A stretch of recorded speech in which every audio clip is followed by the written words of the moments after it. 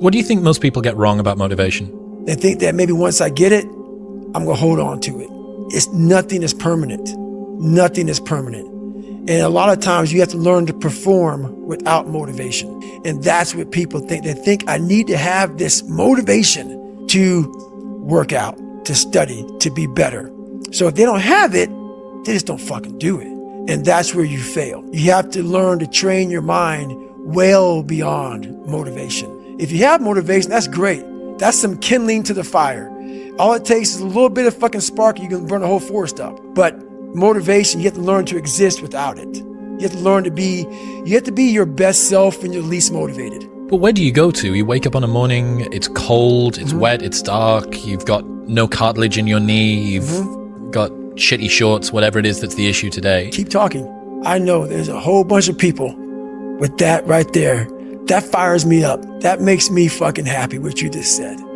That brings joy to my life right there. Why? Because I know there's so many people that have the ability and just refuse to get off that couch. Refuse to study a few more hours. Refuse to go deeper, to go further. And that's where I gain the advantage. It's so easy to be great nowadays, my friend, because most people are weak. Most people don't want to go to that extra mile. Most people don't want to find that extra because it sucks.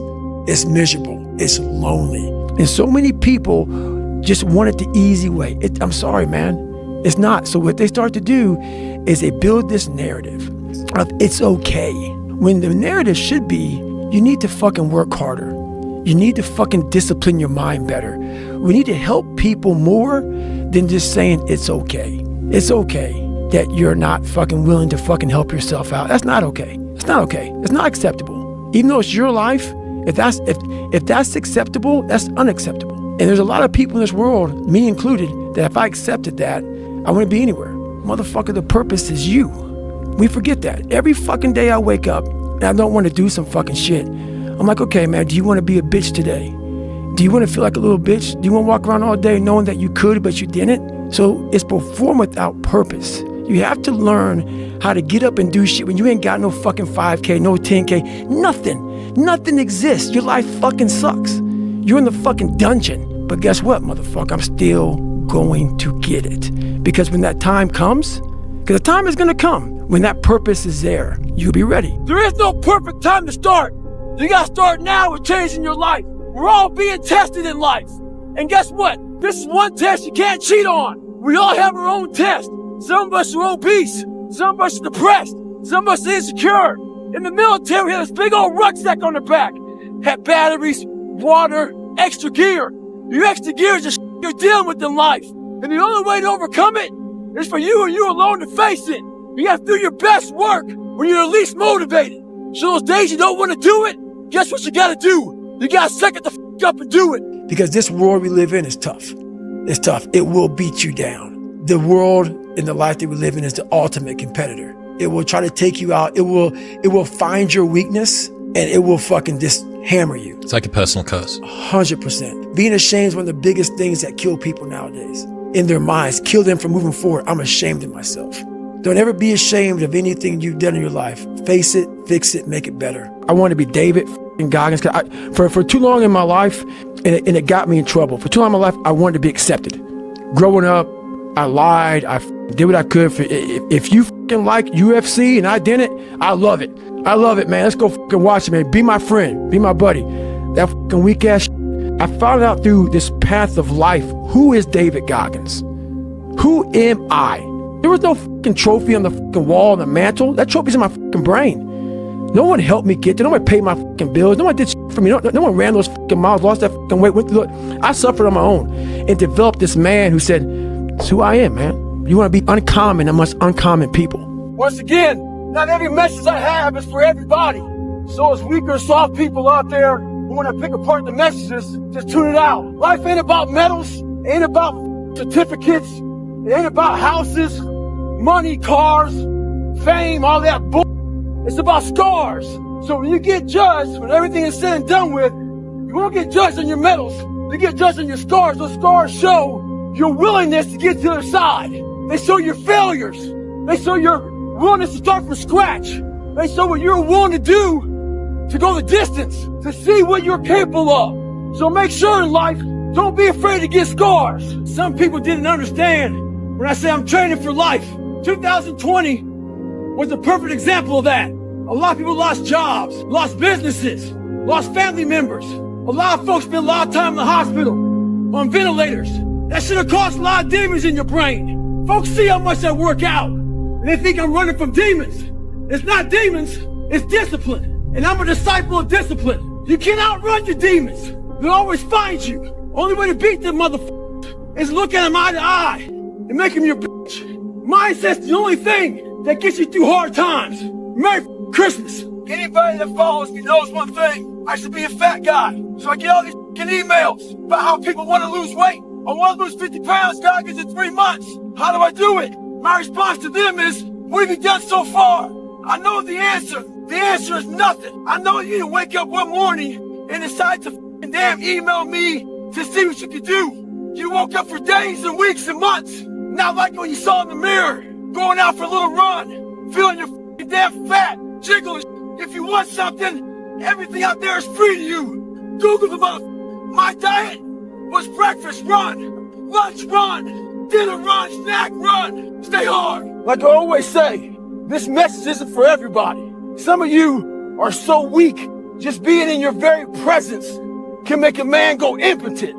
Your energy is so I can't even explain it. I put a video up of some feet, 10-second video, and you all got so much to say about it. My balance is up, this and that. Is this the message you really want to put out there, Goggins? Yeah, that's the message I want to put out there. That's what effort looks like. Life ain't gonna always hand you some motherfucking nice cream pie. Stay hard. There's so many times in life you don't want to be doing what the you're doing. You can't just quit. Remember this. This isn't a hobby. This isn't a joke. It's a lifestyle. So what you say to yourself is important. There's no coach. There's no trainer to keep you going. It's only you. So think about this. You've been working your whole life to get a seat at the table. The seat at the table is you want to be the best amongst all the best people in your career field. So you finally get that letter. It's steak, lobster. It's a big dinner. Everybody's showing up, dressed to the nines. Make sure you show up soaking wet for getting after it, working out hard. Towel around your neck. You respect the event. So make sure you put that towel over that nice chair so you don't it up. The whole thing is this. Don't say a word. Stay uncommon amongst uncommon people. You're never done. Don't stop when you're tired. Stop when you're done. Weak people hate strong minds. And there's an infestation of weak people in this world. See, you're born with one mouth for a reason. To speak what you believe in. Speak your thoughts. Speak your truth. But what happens is the goal of weak people is to silence you. So what they do to you is to isolate you. The more they isolate you, the more you want to put a you want to sew up your mouth right in the middle. You start speaking out both sides of your mouth. You don't stand for shit. And eventually what happens is, they make you so soft, you become a head. You start shaking your head, yes, for whatever they want. Speak your truth. Don't be a bobblehead. Stay hard. People ask me all the time how they would be so vulnerable. I wasn't always this person. Trust me. I used to be embarrassed about lies I told, up family issues, marriages I was in, things I cheated on, things I quit. I was embarrassed about all that shit.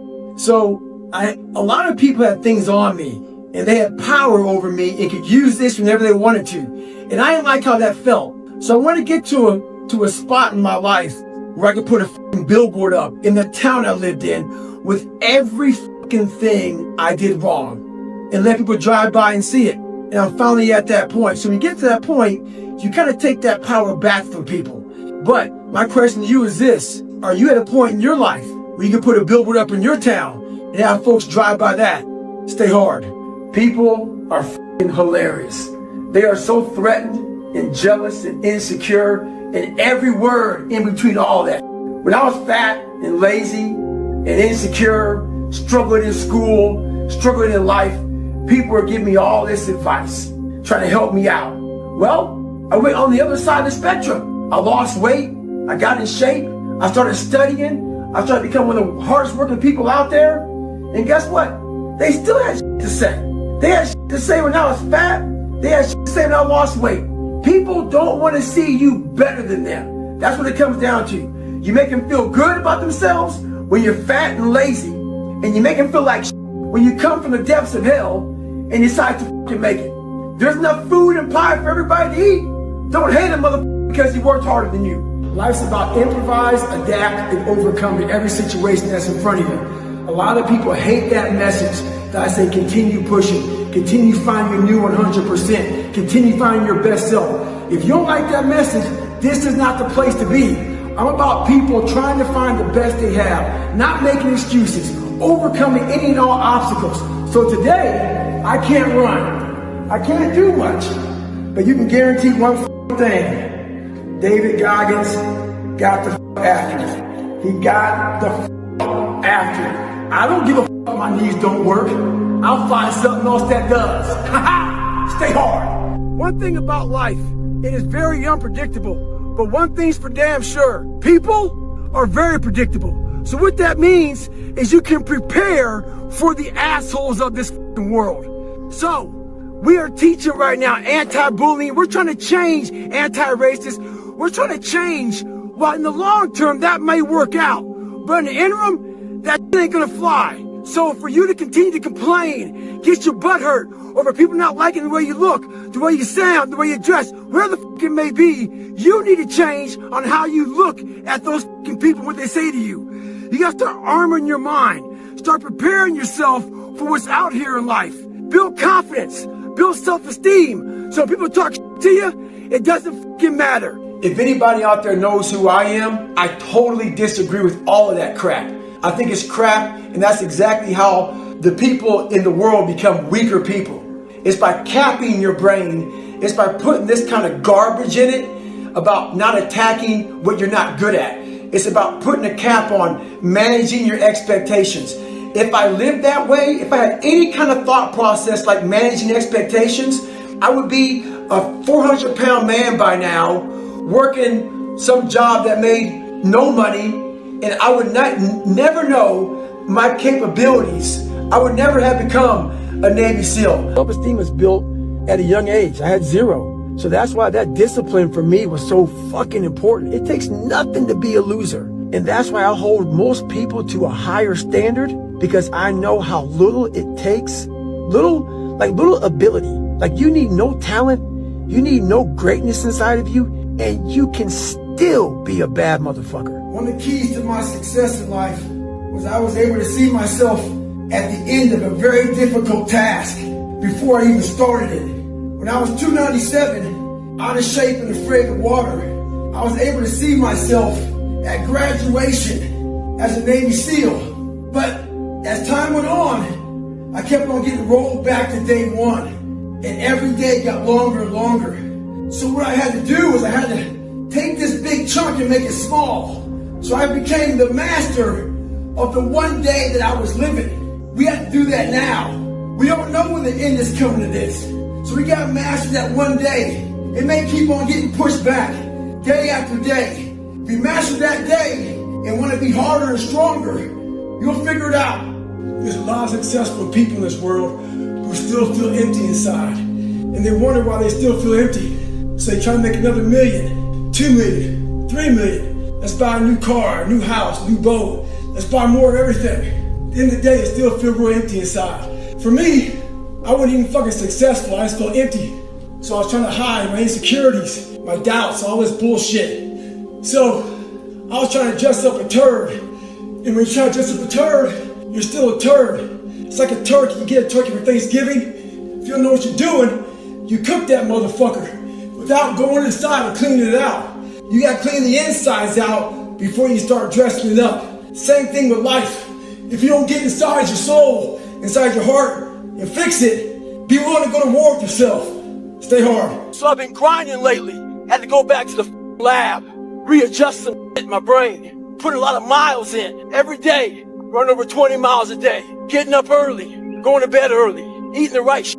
This last week started taking a toll on me. I usually don't think too much. Get my shoes on, head the fuck out. I've been thinking a lot. That internal voice has been talking to me, talking about, oh man, you're tired. Looking at my shoes about 30 minutes before I put the motherfuckers on. Pushing back the time of that I go out to go run. So I decided to tape record myself.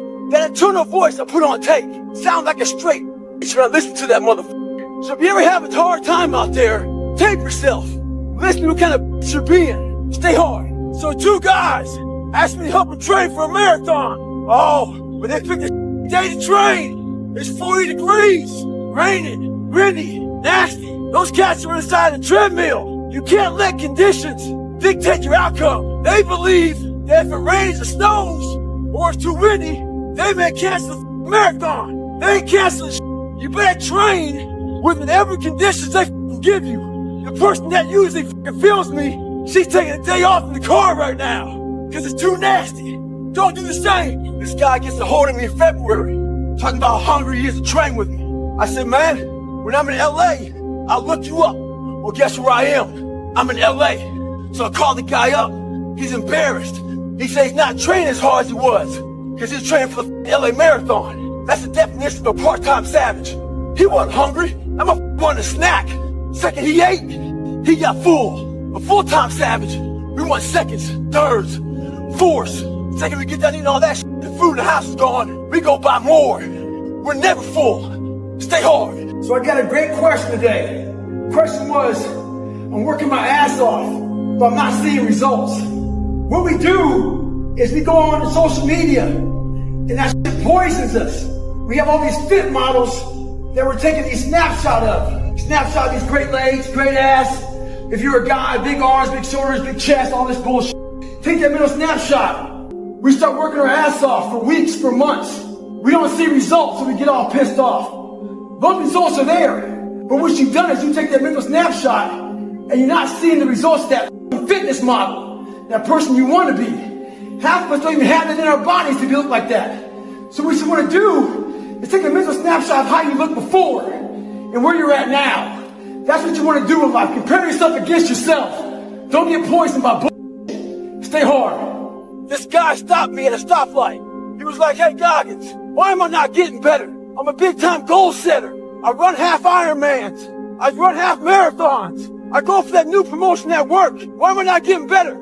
I asked him a question. Do you have fear of not reaching those goals? He said no. Okay, that's your problem. You're setting goals you know you can reach. And when you do that, that fear, that insecurity, that doubt, that's where you grow. He's not getting that. You must always set goals that you think you cannot achieve. And in there you get better. I talked to a group of people the other day, and I said, if I gave you 100% certainty that you can achieve whatever you want to, would you do it? Everybody raised their hand. So what gets people?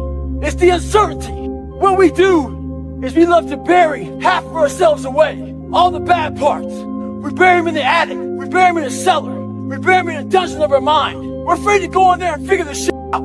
Figure the very things that we're afraid of. So we leave it alone. See, those places are scary. There's cobwebs. There's spiders. It's dark up there. So we don't go up there to figure it out. So we're always about 30, 40, 50% of ourselves.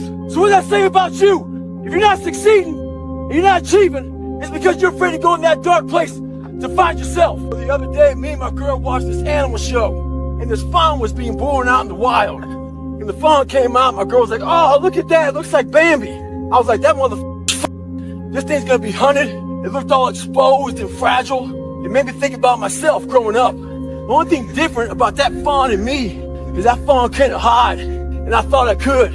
I struggled in class, so I picked a far back desk to sit in, hoping I never get caught on. I got exposed. When I was in the military, I was afraid of the water. I got exposed in that. A lot of us are trying to find that back seat in the classroom of life, hoping we never get called on. Trust me, you will get called on. Your fears will always find you. They'll know where you're hiding. Stay hard. So today, I decided to try to PR my long run. So the first half of the run, I'm feeling great. My mind is clear, nothing going on. Think about nothing but just my running pace, what I'm doing, my breathing, everything like that. Get to mile 15, I turn around, and the demons start to creep in. That inevitable wall is creeping up on me. When you push so hard, something's about to give. And I started to give. My mind started to break down. I started feeling my legs starting to hurt. I started feeling dehydrated. Started feeling sorry for myself. Started looking around. No one knows I'm fucking out here running. Why don't you go ahead and just stop? Call your girl, have her pick you up. And that's when I feel like a little bitch. And this is when your mind has to change. You gotta start thinking, I'm the greediest motherfucker in the world. Your dehydration? F it. Lick your motherfucking lips. Your fucking legs are all sore. You feel like you got shin splits and stress fractures? No, you don't. You got sore fucking legs. Get out of your head and stay hard. Taking souls comes with a very particular look. And in competition, you're looking to break the other person down. And in breaking that person down, what happens to that person who's being broke down, they have an empty look in their eyes. I call it, you've taken their soul. You own space in their head. And owning space in their head means they're unable to perform at their best now because they're thinking about you. For instance, let's say there's a boxing match, 12 rounds, going at it, heavyweight champion. This guy's getting his ass kicked for 11 rounds. For 11 rounds, he continues to get back up and get back up and get back up. By that 12th round, the guy who's been beating the guy's ass, you're gonna start to see a certain look on his face. His soul is leaving. If you can spot that look while you're getting your ass beat, you'll win the fight. I get people bitching and complaining to me all the time about their setbacks, their hurdles, their limitations in life. I've been hitting setbacks, limitations, and hurdles since I was born. Nothing in my life came easy. Hey, David, you got a hole in your heart. You can't dive anymore. We'll kick you out. Hey, what are my options? Well, you can have a heart surgery. Hey, do the heart surgery. Let's fix the hole. You know what? I want to go smoke jump. Well, David, your body's all out of alignment. And the only way you can do that is to go ahead and break your leg. We'll put a plate in it, and we'll try to realign your body so you can be a smoke jumper. Roger that. Break the leg. One thing in life, we are taught how to drive cars, how to read, how to write, how to pay bills. We're taught all these things in life. We are not taught how to fight, mentally fight.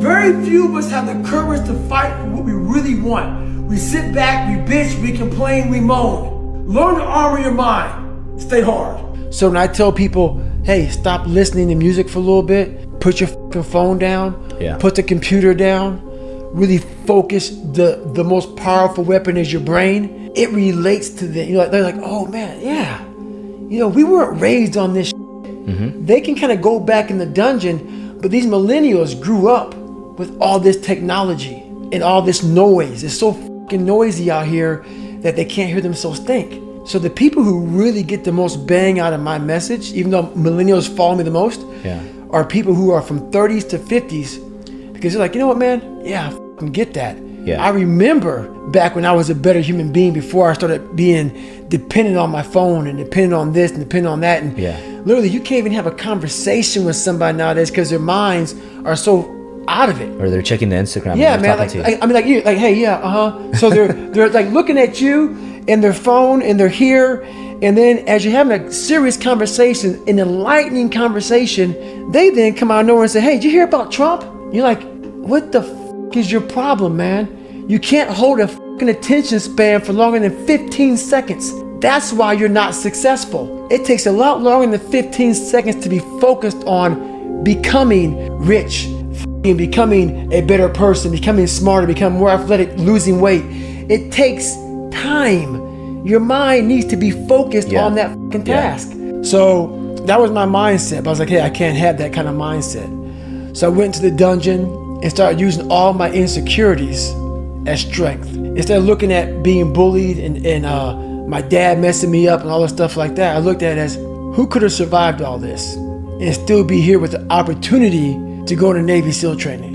And so I started using all these negative things and started flipping everything on top of his head. Instead of saying, woe is me, kicking rocks, head down in the dirt, I started saying, there's not a motherfucker on the planet who would have this opportunity coming from where I came from. They would be a statistic. So I started looking at it as power versus like big time defeat. And slowly but surely, every day, I started changing the voice in my head, because the most important conversation you will ever have is the one you have with yourself. So I slowly started changing that internal dialogue in my head. And there wasn't no like teacher, there was no shrink, there was no mom saying, hey David, you can do it. No, it was.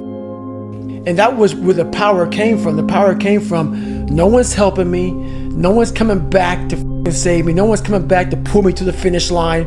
This is on you. So I saw a lot of power in the fact that if I change this around, I did this. I changed this around. Get up, motherfucker. You're not fucking good enough. You gotta work fucking harder. You haven't put enough time in. It's that voice you want to run away from. It's that voice you don't want to fucking hear. But guess what? It's that voice you need to fucking listen to.